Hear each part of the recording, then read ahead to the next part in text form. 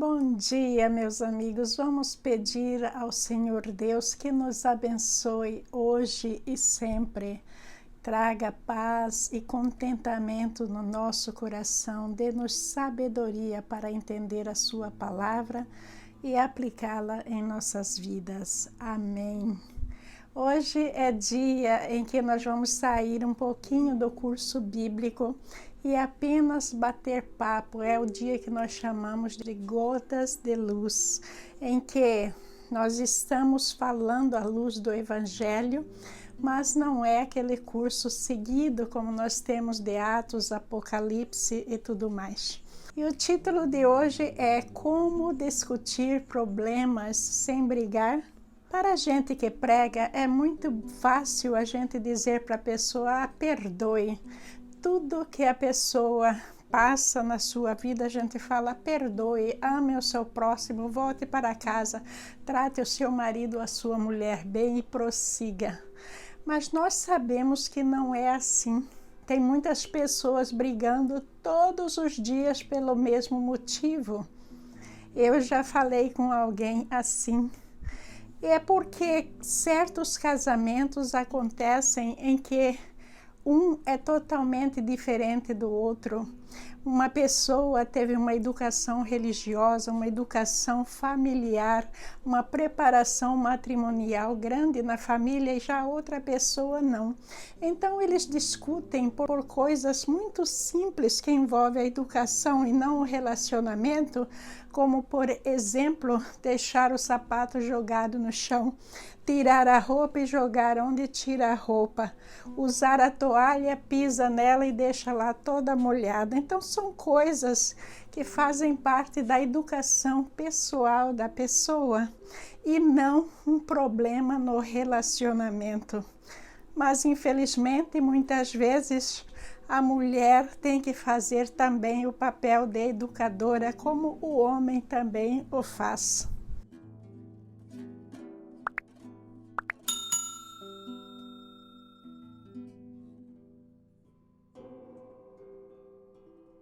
A gente não pode simplesmente achar que nós somos perfeitos. Então é muito importante a gente tirar um tempinho para a gente ouvir o outro e as suas razões.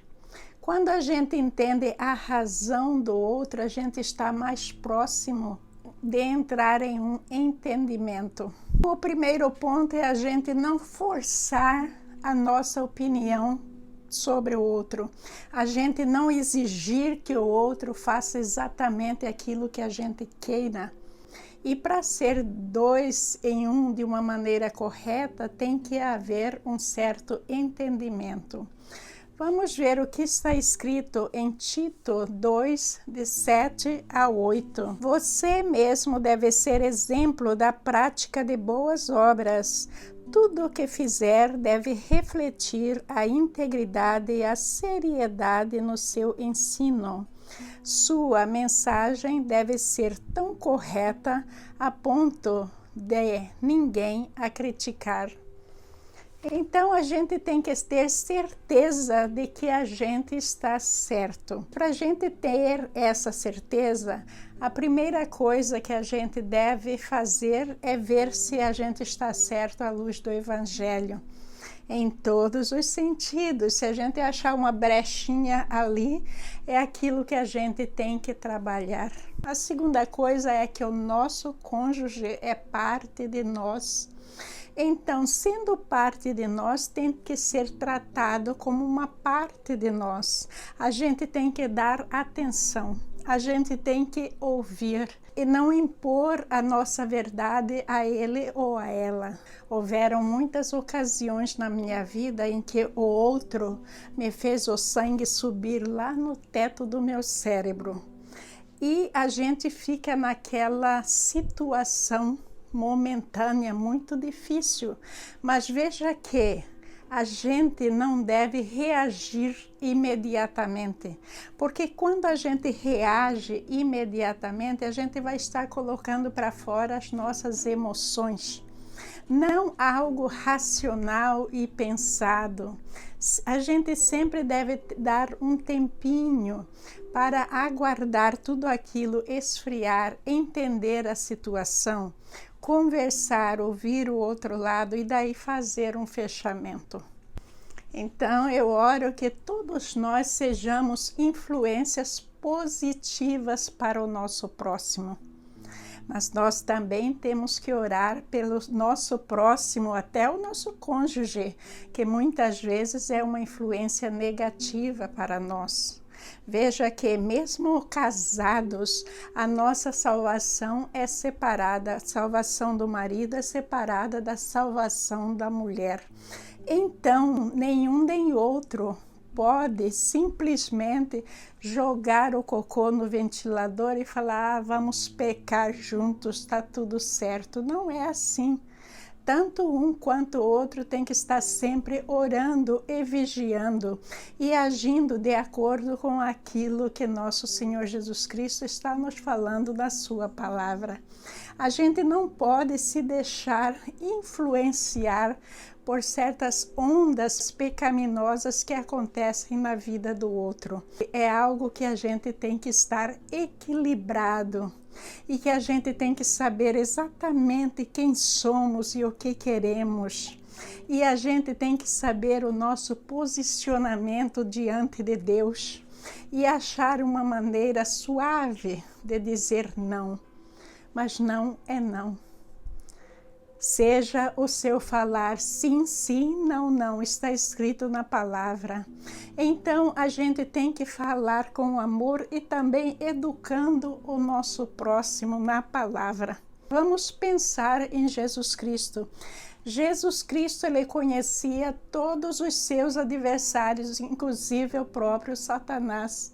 Ele lidou com Satanás quando aqui na terra, ele lidou com os sacerdotes, com os escribas, com os fariseus, os saduceus, etc. Mas veja que Jesus Cristo falou a verdade. Ele tentou até certo ponto esclarecer sobre a verdade de Deus. Mas quando não era possível, nós estamos estudando o que Jesus falou muitas vezes às igrejas no final de suas cartas. Ouça aquele que tem ouvidos de ouvir.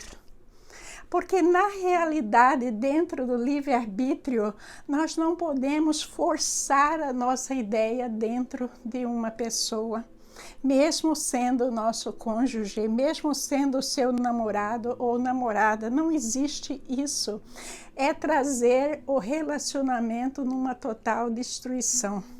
Então, o que a gente faz? A gente faz aquilo que está dentro da nossa capacidade e continua orando e vigiando para a gente não entrar no pecado, na natureza pecaminosa do outro. Leitura de 2 Timóteo 2,14. Lembre estas coisas a todos e ordene-lhes na presença de Deus, que deixem de brigar por causa de palavras. Essas discussões são inúteis e podem causar grave prejuízo a quem as ouve. A briga não é algo recomendado por Deus porque é satânico. Então, quando a gente está prestes a perder o equilíbrio cristão, a gente tem que se retirar, estar em retiro, ler a palavra de Deus, orar, dar um tempo para que a gente se reequilibre e daí a gente vai tentar retornar ao assunto. Uma outra coisa que causa muitas brigas é a falta de compreensão no ponto de vista do outro. Quando esse respeito ele é terminado, é muito difícil de retornar. E muitas vezes entra naquela fase de coerção, em que um quer dominar o outro. E nessa dominação, muitas vezes nós fazemos o outro se sentir lá embaixo. E a maioria das vezes, quando um cônjuge faz isso com o outro cônjuge, é porque ele quer dominar essa pessoa de uma certa maneira. A gente tem que primeiro dar, porque está escrito na palavra de Deus que dar é muito mais do que receber. Agora, aquelas pessoas que têm a teoria de retirar a paz do outro, colocar o outro para baixo, para ele receber amor, para poder controlar a outra pessoa, eu não entendo essa teoria, porque ela é uma teoria totalmente satânica, fora daquilo que nosso Senhor Jesus Cristo nos ensina. Então, a gente tem que comportar dentro do relacionamento como cristãos, tratando o outro com a maior honra possível, amando o outro com devoção, com respeito e tudo mais, e dessa forma a gente vai receber de volta. Esse tipo de situação trazem danos psicológicos muito graves para o outro. Então, primeiramente, a gente tem que amar a nós mesmos, porque daí aquilo que o nosso próximo vai jogar em nossa direção não vai fazer nem sentido para nós. Ele não vai conseguir nos derrubar, principalmente porque nós sabemos quem é o nosso Pai. Nós sabemos quem é que nos fez, quem é que nos deu a vida.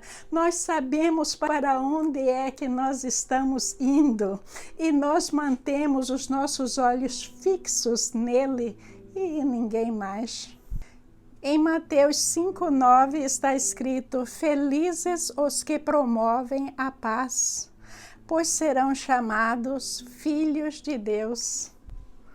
Tem muitas situações que são dificílimas da gente promover a paz. Mas primeira coisa, não agir pelo impulso. Não dar o troco imediatamente, falar menos.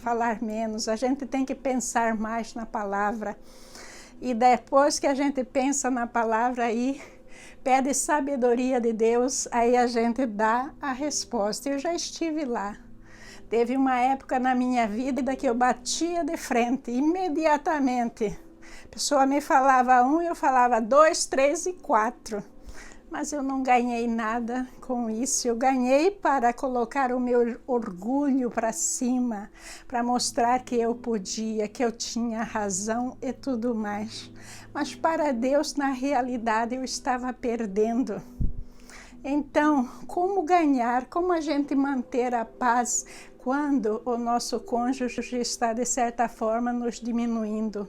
Quando a briga está acontecendo todos os dias pelo mesmo motivo e a pessoa não quer ajudar, a pessoa não quer colaborar o mínimo para fazer a família andar, a pessoa não quer ir arregaçar a manga e trabalhar. Tem muitos problemas aí para a gente pensar que acontece dentro de um lar. E muitas vezes, meus amigos, nós acreditamos numa falsa verdade. É a nossa verdade. É a verdade que os outros estão nos dizendo. É aquilo que a gente vê na TV. Mas tudo isso é algo muito temporário, muito humano que a gente está vivendo e que daqui a pouco a gente vai estar em uma outra situação que é suposta ser eterna. Agora, essa eternidade vai depender de nós, essa garantia de uma felicidade eterna. E por isso a gente tem que basear os nossos atos na palavra de Deus. Aí a palavra vai dizer uma das situações que a gente não está treinado, que a gente tem que ouvir. A gente está treinado em ouvir a música tocar no rádio, ouvir o político falando na televisão, ouvir... Não, a gente tem que ouvir muitas vezes como um psiquiatra, como o professor ouve quando o aluno está dando a resposta a uma pergunta. A gente tem que ouvir de uma maneira especial quando diz respeito à nossa família, alguém que é muito importante para nós, o nosso cônjuge. Tem que haver uma qualidade nesse ouvir, sem colocar discriminação, sem a gente colocar o orgulho na frente, mas a gente vai ouvir para ver quais são os pontos em que está acontecendo uma falha, se é nossa ou se é do outro lado. porque é possível sim que a gente está vivendo uma falsa verdade, achando que a gente está correto e a gente não está. É por isso que é importante que a gente ouça o ponto de vista do outro, porque quando a gente ouve o outro, a gente vai saber qual que é o problema e a gente tem oportunidade de elaborar estratégias para resolvê-lo. Porque quando a gente fez o voto do matrimônio, significa que os dois têm que encontrar a salvação. Mas, apesar dos dois serem salvos separadamente, a salvação da família ela deve ser algo visada em conjunto. Aí, quando vem o julgamento, vai ser separado. Então, nós vamos ver que nem sempre o outro é perfeito. E a gente não pode ficar naquela posição de ser quem critica, quem julga, quem joga na cara, mas de ser também aquela pessoa que vai evangelizar o outro, que vai mostrar a verdade com todo amor que a gente puder, tentando trazer o outro a essa verdade que realmente é verdade. Agora, não existe verdade verdadeira se ela está contra a palavra de Deus. Mesmo que seja aquilo que eu acredite, se está contra a palavra de Deus, não é uma verdade, eu tenho que mudar. Os estudiosos falam que 80% das brigas domésticas são porque um não ouve o outro. Uma pessoa quer impor a sua verdade sobre o outro. E daí acontecem os desentendimentos. Leitura de Tiago 1, 19 e 20. Entendam isto, meus amados irmãos, estejam todos prontos para ouvir, mas não se apressem em falar nem em se irar. A ira humana não produz a justiça divina. Quando a gente está irado, a gente não tem como ser justo. Então, o equilíbrio faz parte daquilo que a gente viu em nosso Senhor Jesus Cristo. Mesmo sendo levado lá na cruz, pregado lá com os braços abertos, com sede, passando dores terríveis, Jesus não perdeu o seu equilíbrio. Ele é Deus, mas nós temos um exemplo maior em nossa vida. Agora, nós não somos deuses como ele, mas ele disse, buscai e achareis, batei e abri-se-vos-á. Significa que se a gente buscar nosso Senhor Jesus Cristo de todo o coração, ele estará junto com a gente. Ele nos dará livramento, direcionamento, toda ajuda que a gente precisar, com certeza. Tiago 1:22. Não se limitem, porém, a ouvir a palavra, ponham-na em prática. Do contrário, só enganarão a si mesmos. Olha, se a gente vai à igreja, a gente estuda a palavra de Deus, mas no nosso relacionamento a gente não consegue, por nada que a gente aprendeu em prática, isso tudo é perda de tempo. Porque a gente não está ouvindo como deveria ouvir o que Jesus Cristo está falando, não é? Então, a parte da prática é a mais difícil. E dentro do nosso lar, dentro da nossa família, a gente tem que estar sempre testemunhando a palavra de Deus. A gente tem que viver aquilo, dar o nosso testemunho. Aí Efésios 4, 26 e 27. E não pequem ao permitir que a ira os controle. Acalmem a ira antes que o sol se ponha, pois ela cria oportunidades para o diabo. Manter as nossas emoções sob controle.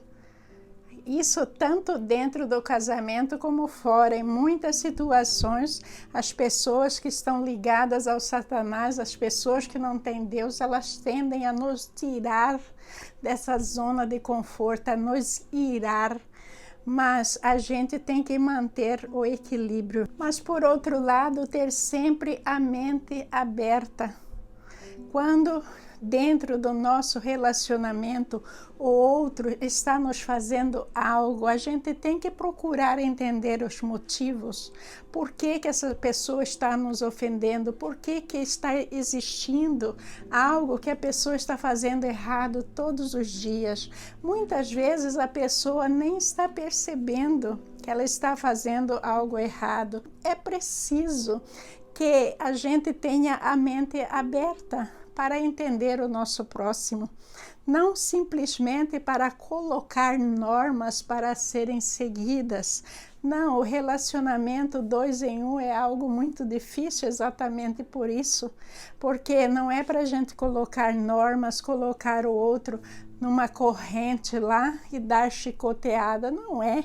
Um tem que viver em comunhão com o outro, um ajudando o outro, um oferecendo as suas ideias, ouvindo e tudo mais. Aí não tem como brigar, né, gente? Vamos ver o que Jesus falou sobre a divisão do reino.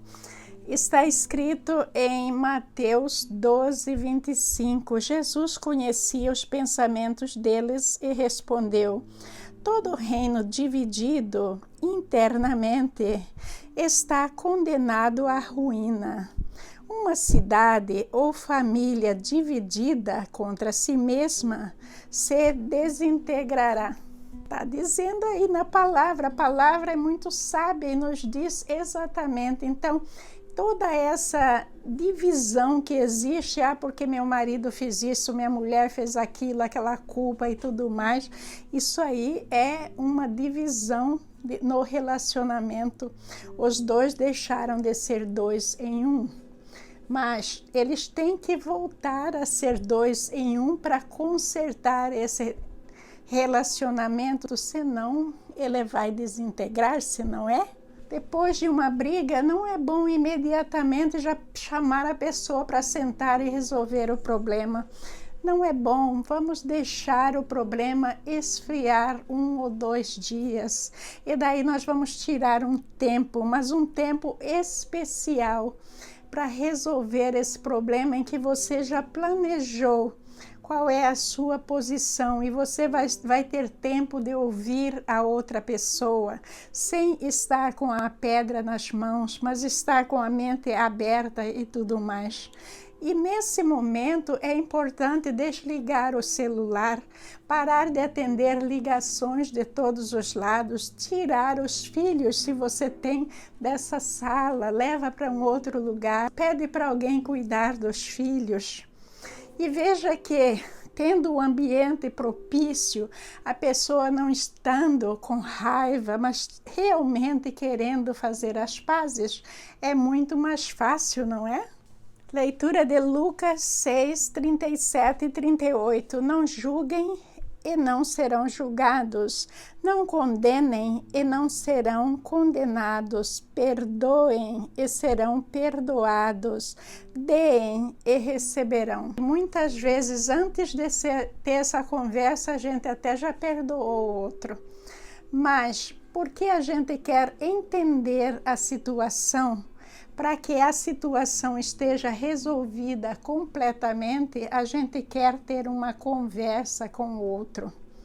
Aí, quando o outro está falando, nós não vamos ignorar o que o outro está falando, mas vamos mostrar que a ideia do outro também é muito importante para nós. Sim, a gente tem que ouvir com qualidade e mostrar esse lado, encontrar uma maneira suave, cheia de amor para discordar, se for o caso. E também, se no caso a gente vê que era a gente que estava agindo erroneamente, a gente tem que ter a humildade de pedir perdão. Mas veja que, imediatamente depois dessa situação, nós temos que reafirmar o amor. Não é ficar nessa reunião ali por horas discutindo, não é isso. Tem que ser algo breve, mas o principal objetivo tem que ser reafirmar o amor. Porque as discussões prolongadas, sem objetivos, um culpando o outro, não tem produtividade para Deus.